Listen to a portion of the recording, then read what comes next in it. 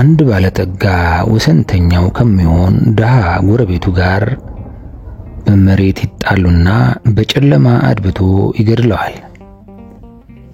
ያ ድሃ ሟች ግን ማን እንደገደለው ሳይታወቅ ዘመናት አለፉ።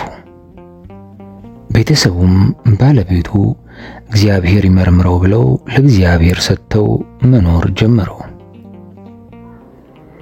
ያ ገዳይ ባለጸጋም ሲኖር ይታመማል። በጠና ታሞ ከወተት በቀር እህል ውሃ አይቀምስም ነበር። ህመሙ እየጠና ሲሄድ የንስሐ አባቱን ይጠራና ይናዘዛል። አባ ያንን ድሃ ጎረቤቴን በጨለማ አድብቼ የገደልኩት እኔ ነኝ። እርሱ አረፈ፣ እኔ ግን የማይድን የህሊና ህመም ገጠመኝ፣ አባቴ ያናዙኝ ብሎ ለቄሱ ይናገራል። በመቀጠልም ስሞትም ወተት የሚያጠጡኝ እነዚህ 2 ላሞች የእርሱ ናቸው ብሎ ቃል ይሰጣቸዋል። እርሳቸውም ላሞቹ ቃል ስለተሰጧቸው በጣም ደስ አላቸው። ሰውየው ግን ከንስሐው በኋላ ከበሽታው እያገገመ አልጋውን እየለቀቀ ጉልበቱ እየታደሰ ከስራ ላይ ይዋለ መጣ። ቄሱም ላሞቹን መቼ ይሰጠኛል እያሉ ሁልጊዜ ስለ ላሞቹ ቢያስቡ ነገሩ እየተረሳ መጣ። ባለመሞቱ ተናደው ይህን ሰው ማጋለጥ አለብኝ ብለው ተነሱ። ለሟች ቤተሰብም ሄደው ወንድማችሁን የገደለባችሁን ሰው አግኝቼዋለሁ፣ እንዲሁ ለምን ይቀራል? ተፋረዱ ይላሉ። ቤተሰቡም የገደለውን በምን እናውቃለን?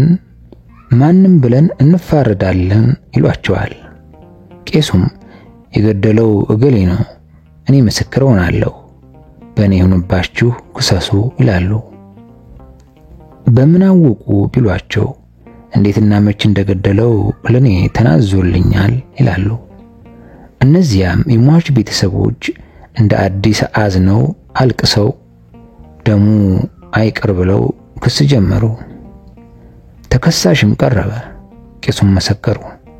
በዚህ ጊዜ ዳኛው በተከሳሽ ላይ የሞት ፍርድ ፈረዱበት።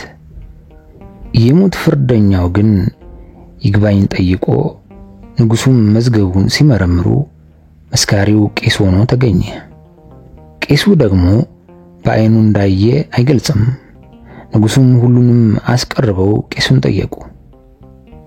ቄሱም የሰራውን ኃጢአት በሙሉ ለኔ ተናዞልኛል አላቸው። ንጉሱም አምኖ የነገረውን ምስጢሩን ሁሉ ያውም እንዲፈረድበት በሸንጎ በማውጣቱ በቄሱ አዝነው መሬት አፋውጥታ መናገር ጀመረች። ቄስ እንዴት የተናገረውን ምስጢር ይናገራል በማለት ከተናገሩ በኋላ ወደ ሟች ቤተሰቦች ዞረው እናንተ ረስታችሁ በእግዚአብሔር ተጽናንታችሁ ኑራችሁን መኖር ጀምራችሁ ነበር። ትኩስ ሐዘን ውስጥ የከተታችሁ ይህ ቄስ ነው። ስለዚህ የወንድማችሁ ገዳይ እርሱ ነውና ገዳዩ በመጸጸቱ በነፃ ይለቀቃል። ለእርሱ የተፈረደው የሞት ፍርድ ግን በቄሱ ላይ ይጸናል ብለው ቄሱን በሞት ቀጡ። ቀላል ሰው የሰማውን እስኪናገር ምጥ ይዘዋል። የእግዚአብሔር ሰው ግን የእግዚአብሔርን ባህሪ ስለሚካፈል ያየውን ክፉ የማያይ የሰማውን ክፉ የማይሰማ መልካሙን እንጂ ክፉን የማያውጅ የበደለውን ወንድሙን በር ዘግቶ የሚወቅስ ጥቅሙን ሳይሆን ፍቅርን የሚያስብ ጭካኔን ድል ነስቶ ርህራሄን ገንዘብ ያደረገ ነው። ይህን መስፈርት የሚያሟላ የእግዚአብሔር ሰው ያለ ባይመስለን እንኳን እግዚአብሔር ግን አለ። ዛሬ ለክፋት የጨከኑ ሰዎች እንዳሉ ሁሉ ለበጎ ነገርም የጨከኑ የእግዚአብሔር ሰዎች አሉ። ምናልባት በአደባባይ ሳይሆን በእልፍኝ በገዳም ሳይሆን በከተማ ስላሉ እነዚህን ሰዎች ማየት እንቸገር ይሆናል። የእግዚአብሔር ሐሳብ ግን መልካም ሰዎችን እንድንፈልግ ብቻ ሳይሆን መልካም ሰው እንድንሆንም ነው። ንጉሱ ነገርን እየሸፈኑ ነገርን መሸፈን የሚገባቸው ቄሱ ግን ሲያጋለጡ እናያለን። ሰዎች በስብዕና የሚያደርጉትን እኛ በመንፈሳዊነት ማድረግ ካልቻልን ቆም ብለን ራሳችንን መመርመር ያስፈልገናል። እግዚአብሔር ግን የሰማውን የማያሰማብን የነገረውን ምስጢር የማይዘራብን እውነተኛ አባት ነው። ዛሬ የሰው ነውር ዜና ተብሎ ብዙ ሺህ ብር የሚሸጥበት ዘመን ላይ ደርሰናል። የሚደብቅልን ሰው የምንደብቅለትም ወዳጅ የሌለበት የመካሰስ ዘመን ላይ ነን። ፍርድ ቤቶችን ያጣበበው የአብያተ ክርስቲያናት ክስ ነው። በዓለም የሌለ ነውር በእነርሱ መታየቱ በክርስትናው ውስጥ አውሬ እንደገባ ምልክት ነው። በፕሮቴስታንቱ አብያተ ክርስቲያናትም የመገለጽ ጸጋ አለን የሚሉ ሰዎች በአደባባይ ቆመው እንዲህ ያለ ኃጢአት ሰርታችሁ የመጣችሁ ተነሱ እያሉ የመገለጥ ሳይሆን የማጋለጥ ስራን ይሰራሉ። በአደባባይ በመገለጥ ስም የሚነገረው አስከፊ ነውር ምንም የማያውቁ ሕፃናትን የዋሃንን ኃጢአት የሚያለማምድ ልምዱ ያላቸውን ደግሞ ለካ ብቻዬን አይደለሁም ብለው የሚደፍሩበት መሆኑን እነዚህ ነቢያትን ባዮች አላስተዋሉትም። ክፉ ነገር በተወራ ቁጥር መቀነስ ብቻ ሳይሆን እንደሚበዛ የተረዱ አይመስሉም። በሰው ኃጢአት ቀሳውስት ከባላጋራ ጋር ይወዳጃሉ። ፕሮቴስታንቱ ደግሞ ነቢያት ነን ይላሉ። እግዚአብሔር ግን ሁላችንን ሸፍኖናል። ጠቢቡ ሰሎሞን የእግዚአብሔር ክብር ነገርን መሰወር ነው፣ የነገስታት ክብር ግን ነገርን መመርመር ነው ይላል። ምሳሌ 25:2። ነገስታት ዳኞችም ናቸው። አዋቂነታቸው የሚለካው ወንጀልንና የወንጀለኛን አካሄድ አውቀው ብይን መስጠት ሲችሉ ነው። ጠቢቡ ሰሎሞን እስከዛሬ ድረስ የሚወደስበት ጥበቡ ነገርን መርምሮ ፍርድ መስጠት መቻሉ ነው። ነገስታት ነገርን በመግለጥ ይከብራሉ፣ እግዚአብሔር ግን ነገርን በመሰወር ይከብራል። ኖህ ሰክሮ በተራቆተ ጊዜ ካም የተባለው ልጁ ወጥቶ አወራ። ወንድሞቹ ግን ፊታቸውን ወደ ኋላ አዙረው አባታቸውን ሸፈኑ። በዚህ ምክንያት እርሱ ሲባረኩ የአባቱን ኀፍረት መሳቂያ ያደረገው ካም ግን ተረግሟል። የምንባረከው በመሸፈን እንጂ በመገላለጥ አይደለም። ቅዱስ መጽሐፍ ፍቅር የኃጢአትን ብዛት ይሸፍናልና ከሁሉ በፊት እርስ በርሳችሁ አጥብቃችሁ ተዋደዱ ይላል። አንደኛ ጴጥሮስ 4:8። አንድ ሰው ይህንን ሲተረጉም ፍቅር የኃጢአትን ብዛት ይሸፍናል ማለት ቆሻሻ ጠርጎ ምንጣፍ ስር ይደብቃል ማለት ሳይሆን ያጸዳል ማለት ነው ብሏል። የወዳጃችንን ኀፍረት ከሌሎች እየሰወርን ለመለወጡ ግን ተክተን መምከር አለብን። ከላይ የተጠቀሰው የቄሱ ታሪክ የዘማሪውን ምስጋና ያስታውሰናል። አይተህ እንዳላየ ታልፈዋለህ ሁሉን፣ መዓቱም ምሕረቱም ሁሉም ያንተ ሲሆን ይላል። እኛ ያየነውንም ያላየነውንም እናወራለን። እግዚአብሔር ግን ከመነሻ እስከ ፍጻሜ ያለውን ታሪክ እያወቀ ዝም ይላል። አንዳንዴም ሰውየው ንስሐ የገባበትን በደል ሳይቀር እናወራለን። ሰይጣን እንኳን በደልን በመመዝገብ ትጋቱ ንስሐ የተገባበትን ኃጢአት ሲጽፍ አይውልም። እኛ ግን እንዲህ ስናደርግ ከሰይጣን መባሳችንን አንረዳም። እኛ ምሕረት መስጠት መዓት ማውረድ አንችልም። ሁላችንም በታላቅ ችሎት ፊት አንድ ቀን እንቆማለን። እግዚአብሔር ግን መዓቱም ምሕረቱም በእጁ ሆኖ ታገሰናል። ዛሬ አብረን እየበላንና እየጠጣን የወዳጃችንን ወንጀል ለአንድ ቀን እናጠራቅማለን። ይልቁንም ስልጣን ያላቸውን ሰዎች ለማዋረድ ስንት ፋይል ከፍተን እንሰበስባለን። እግዚአብሔር ሁሉንም እንደ ሥራው ይሰጠዋል። እርሱ ሲፈርድ የእኛን ሰነድና ምስክርነት አይፈልግም። የሁሉንም ጥፋት ከየግንባሩ ላይ ያነበዋል። በክርስቶስ ፊት ስንቆም የራሳችን እንጂ የሌሎች በደል አይታየንም። እግዚአብሔር ቢቀጣን ምክንያታዊ ነው፣ ኃጢአተኞች ነንና። ነገር ግን የመዳን ምክንያት እንዲሆነን ምሕረቱንና የልጁን ደም አቁሞልናል። ሁላችንም የአንድ ቀን ስልጣን ቢኖረኝ እንላለን። በአንድ ቀን ስልጣናችን ያንን ሁሉ ክፉ ሐሳባችንን ከፈጸምን በዘላለም ስልጣኑ እኛን የሚያኖረን ጌታ ትዕግስቱ እንዴት ሰፊ ነው! እግዚአብሔር በሕጉ ሳይሆን በጸጋው ስለሚያስተዳድረን ይኸው አለን ለማለት በቅተናል። እግዚአብሔር ያየብንን ቢያሳይብን የሰማብንን ቢያሰማብን ኖሮ እንደ ሰው እንኳን የማንቆጠር አንድ ቀንም ለማደር የማይፈቀድልን ሰዎች ብሆን ነበር።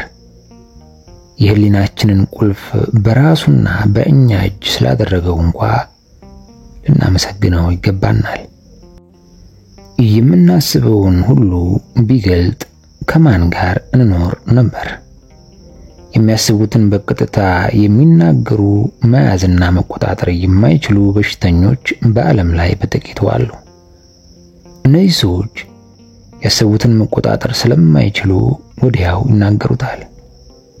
ህመማቸው አሳዛኝ እንደሆነ ያያቸው ያውቀዋል። በዚህ ህመም ምክንያት ሰው በቀላሉ ስለማይረዳቸው ጠብ ያተርፋሉ። እነርሱን ስናይ የምናስበውን በሸፈነና ሸፈኑን በገለጸልን ጌታ ፍቅር እንማረካለን። እግዚአብሔር ብቻ ይችለናል። የኛ ነገር የማይገርመው እርሱ ብቻ ነው። በቅዳሴያችን የሰውን ድካሙን አንተ ታውቃለህ እንደተባለለት ለእርሱ የተነገረውን ምስጢር ሌላ ጋር አናገኝበትም። ራቁትነታችን በንጹህ ሸማው በልጁ ጽድቅ ሰውሮታል። ከመቃብር ይልቅ ከባቴ አበሳ ሆኖልናል። ሰውን ልብሱን፣ ቤቱ፣ ትዳሩ፣ ንስሐ አባቱ ገመናውን ይሸፍኑለት ይሆናል። ልብስም ትዳርም ንስሐ አባትም የማይይዙት በደል አለ። በእነዚህ በላይ የሚሸፍነው ግን የላይ ጌታ እግዚአብሔር ነው። ሰዎች የምናደርገውን በማዳመጥ ይወዱናል፣ የምናስበውን ግን አያውቁም። ቢያውቁ ሊጠሉን ይችላሉ። አውቆ የሚወደን ግን እግዚአብሔር ብቻ ነው። የቀደሙ አባቶች እንደሚሉት እርሱ ልብ ያመላለሰውን ኩላሊት ያጤሰውን ያውቃል። የአምላክ አንድ ዓለማችን፣ አንድ ዓይናችን፣ አንድ ተስፋችን ነውና ተጠንቅቀን ልንይዘው ይገባናል። ከሰው የታጣ በእርሱ ይሞላል፣ ከእርሱ የጎደለ ግን በማን ይሞላል? ሰው ቢሸሽ እግዚአብሔር ዘመድ ይሆናል፣ እግዚአብሔር ቢርቀን ግን ማን ይቀርበናል? ስለ ጌታችን ደገኛ ክህነት የዕብራውያን ጸሐፊ ሲናገር እንግዲህ በሰማያት ያለፈ ትልቅ ሊቀ ካህናት እግዚአብሔር ልጅ ኢየሱስ ስላለን ጸንተን ሃይማኖታችንን እንጠብቅ። ከኃጢአት በቀር በነገር ሁሉ እንደኛ የተፈተነ ነው እንጂ በድካማችን ሊራራልን የማይችል ሊቀ ካህናት የለንም ይላል። ያ የብሉይ ኪዳን ካህን በምድራዊቷ መቅደስ በታላቁ መጋረጃ በዓመት አንድ ጊዜ ይቅርታ ደም ይዞ ያልፋል። ነገር ግን ክህነቱ እርቅን፣ መስዋዕቱም ድህነትን ማምጣት አልተቻለውም። ካህናትን ብለው የሚሰለፉት መካከል ትልቅ ሊቀ ካህን የሆነው ኢየሱስ ክርስቶስ የእግዚአብሔር ልጅ የገዛ ደሙን ይዞ ያለፈውን በሰማያዊቷ መቅደስ ነው። የብሉይ ኪዳን ካህናት አገልግሎታቸው በድካም ወይም በሞት ያበቃል። ትልቁ ካህናችን ክርስቶስ ግን ሕያው ነውና እርሱን ብቻ እያየን ሃይማኖታችንን መጠበቅ ይገባናል። እርሱ ሰው ሆኖ የሰውን ድካም ያውቀዋል። ስለዚህ ይቅርታን ስንለምነው ይራራልናል እንጂ አይጨክንብንም። የብዙዎች ሽሽት እግዚአብሔር እኔን ይቅር አይልም የሚል ፍርሃት ነው። እርሱ ግን ስለ ደካሞች ሞተዋል። ሁሉም ሰው ሲነገረው በትዕግስት የሚሰማው እርሱን የማይነካውን በደል ነው። በቀጥታ እርሱን የሚነካውን በደል ተቋቁሞ የሚሰማ ግን ማንም የለም። እግዚአብሔር ግን ይሰማናል፣ ይምረናል፣ ያለ ቅድመ ሁኔታም ይቀበለናል። አዎ እግዚአብሔር ታገሳል ስንል ይችለናል ማለታችን ነው። ሰዎች ፍቅራችንን ቢችሉት በደላችንን ግን መቻል አይሆንላቸውም። መስጠታችንን ቢወዱትም ሁልጊዜ ተቀባይ መሆናችንን ግን አይፈልጉትም። እግዚአብሔር በኃጢአታችንና በፍላጎታችን ይችለናል። እርሱ እንዳየን ሰዎች ቢያዩን፣ እርሱ እንደሰማን ሰዎች ቢሰሙን እንደኛ ክፉ ፍጥረት ባልኖረ ነበር። ኃጢአታችንን በየግንባራችን ላይ ቢጽፈው ኖሮ አንዱ በአንዱ ፊት ለመቆም ድፍረት ባላገኘ ነበር። እርሱ ግን በደላችንን ከርኖታል። የሕሊናችንን ቁልፍ በራሱና በእኛ እጅ ስላደረገው ምስጉን ነው። ሕሊናችን ቢታይ ሰዎች እንደ ሰው የማይቆጥሩንና ከዓለም ላይ በፍርድ የሚያስወግዱን ነበር። እርሱ ግን ይወደናል። ነቢዩ እንደ ኃጢአታችን አላደረገብንም፣ እንደ በደላችንም አልከፈለንም ብሏል። መዝሙር 102 ከቁጥር 10። ከእርሱ ጋር ያለነው በአንድ ድል ቢሆን ኖሮ ሰው ለመሆን ባልበቃን ነበር። ከሎሌ ጥፋት ከጌታ ምሕረት አይታጣም እንዲሉ እኛ ከመበደል እግዚአብሔር ይቅር ከማለት ያረፍንበት ዘመን የለም። እግዚአብሔር ለመጨረሻ ጊዜ ነው የሚቀበላችሁ ቢለን ምን እንሆን ነበር? እርሱ ከእንግዲህ ወዲህ በቃኝ ቢለንስ ማን ይሸከመናል? የማይለወጥ ፍቅሩ፣ የማይናወጥ ባህሪው፣ የማያልቅ ቸርነቱ፣ የማይሰለች ምሕረቱ፣ የማይወሰን ይቅርታው፣ የማይጠብ ትዕግስቱ የተባረከ ይሁን። እናስተውል። የዝንጀሮ መንጋ ተሰብስቦ አንዱ የአንዱን መቀመጫ እያየ ይስቃል። ጦጢት በዛፍ ላይ ተቀምጣ ታዘበችና አትሳቅ፣ ባታየው ነው እንጂ ሁሉም ሙሽልቅ ነህ አለች ይባላል። ዓይን ሁሉን ስታይ ራሷን ግን አይታ አታውቅም። የገዛ ቅንድቧን አይታ አታውቅም። እኛም ሁልጊዜ የሚታየን የሌሎች ጉድለትና በደል ነው። እነ እገሌ አጠፉ እንጂ እኔ ያጠፋሁ የማይል ሀገርና ሕዝብ አይደንም። የራሳችንን ደካማነት በደብተራ ቅኔ፣ በአሚና ዝማሬ፣ በአዝማሬ ውዳሴ ይሸፋፈንን ሌሎችን ስተት ግን ስንችል ራሳችንን ሳንችል ሰዳቢ የቀጠረን ስንሰዳደብ እንውላለን፣ ስንሰዳደብ እንኖራለን። እግዚአብሔር አበሳን ሸፋኝ እንደሆነ እኛም የሰዎችን በደል ሸፋኝ መሆን ሲገባን አላደረግነው። የሰው ውድቀቱ እንጂ ትንሣኤው አያስደስተንም። ግን የሀገራችን ሰው እንደሚናገረው ሰው ሆኖ የማይበድል እንጨት ሆኖ የማይጤስ የለም ይላል። ያለንበት ዘመን ለእውነት ተቆርቋሪ የሚመስለው ሆነ በአቋም የሚዋሸው ሁሉም አንድ የሆነበት ዘመን ይመስላል። የእግዚአብሔር ሰዎች ደግሞ በራሳቸው ዘግተው የመጣው መዓት እስኪያልፍ አቤት አቤት እያሉ ነው። በዛሬው ዘመን ያለው እውነተኝነት በእውነት ተከትሎ የጠሉትን ለማጥቃት እንጂ የጠፋው ለመመለስ አለመሆኑ ያሳዝናል። ለዚህ ድራማችን እግዚአብሔር በቅርብ ጊዜ ድንበር ይሰጠዋል። ጥበብም ሀብትም የማያልፈው ቁርጥ ቀን ቀርቧል። ይህችን ቀን የማታልፍ ያለ ግብዝነት የምትቀርብ ጸሎትና እውነተኛ ንስሐ ብቻ ናት። የአገራችን ሰው ዘመኑን ሲታዘበው እንዲህ እንዳለ እንሰማለን። የጅብ በሬ፣ የአንበሳ ገበሬ፣ የዝንጀሮ ጎልጓይ፣ የጦጣ ዘር አቀባይ፣ ሁሉም እንብላ ባይ፣ አንድ እንኳ የለ ገላጋይ። መገንሮ ከጦጣ ጋር ከዝንጀሮ።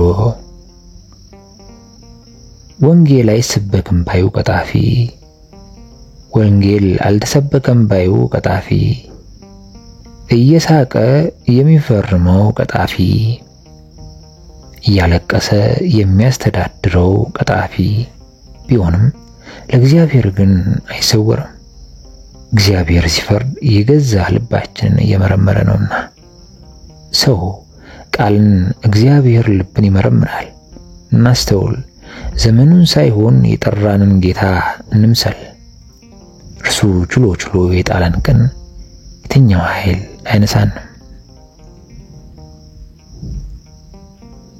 አቤቱ ጌታ ሆይ አንተ ንጹሕ ችለህናል፣ እኛ ቆሻሾቹ ደግሞ መሸከም አቅቶናል።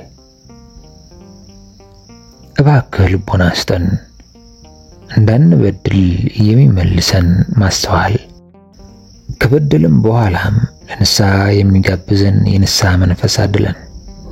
አንተ አበጃጀን፣ በወንድሜ በደል ከመሳቅ እንድጸልይለት እርዳኝ።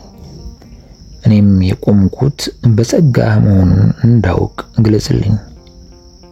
ማንም የማይሸፍንልኝን በደልን አንተ ሰውረሃል። አንተ ያየኸውን ሰው ቢያየው ምን ይለኝ ነበር? ጌታ ሆይ ሽቱና ጌጥ ለሰው ነው፣ ላንተ ግን እራቆታለሁና ይቅር በለኝ። ሰው ሁሉ ደካማ ነው፣ ከሰው ሁሉ ይልቅ ደካማ መሆኔን ላንተ አምናለሁ። የሚፈረድበት ሳለ የሚፈርደውን ወገኔን አስተምረው። ሁሉን በቻለው በትዕግስት ለዘላለም አሜን አሜን አሜን። የሰማነውን በልቦናችን ያሳድርብን። በሰው ላይ ከመፍረድ እግዚአብሔር ይጠብቀን።